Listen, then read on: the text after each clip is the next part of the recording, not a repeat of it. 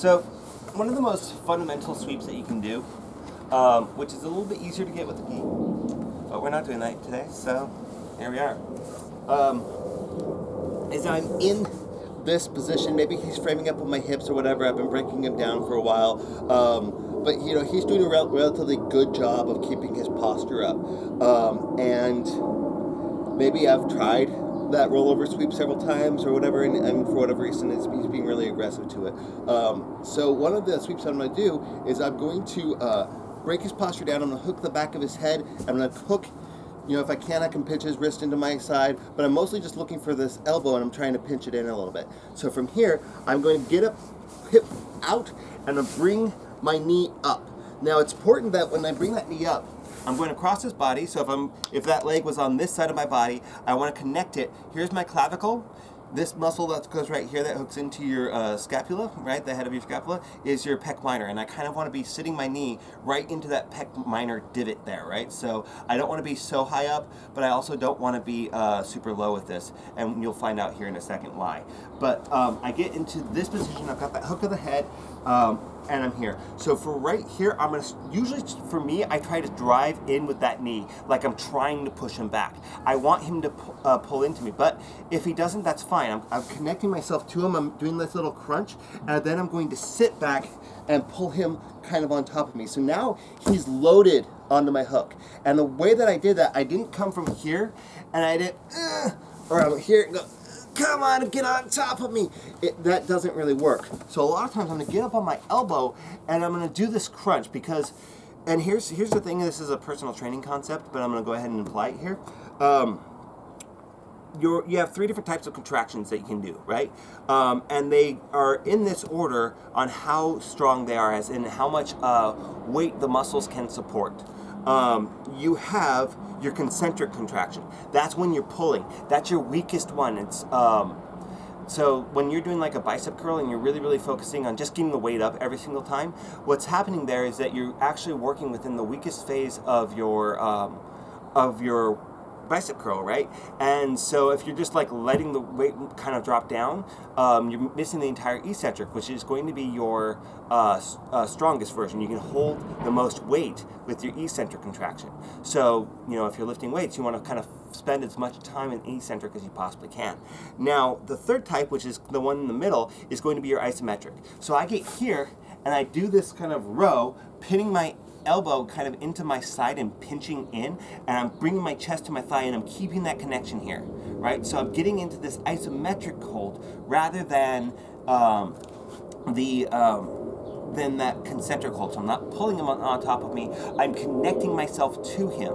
Now, when I roll back, I'm hooking the top of the lever, I'm hooking his head. Wherever the head goes, the body goes. So from here, I've made that connection, I've got him pinched in, and I roll back, and I just bring him with me, right?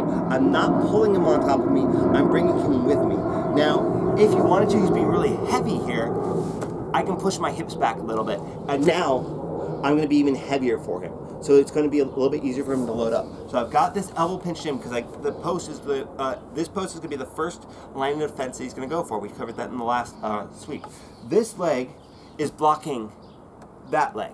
So from here, right, I've got this little block. A lot of times I like to have this a little bit up, but you know, you can get hung up on that leg. So, you know, parallel could be relatively good, but I don't want him to step over either. So from here, I'm just going to scissor my legs, right? And that's going to trip him and drive him over. Now, when I do this scissor sweep, just like with the sitting rollover sweep, I look, right?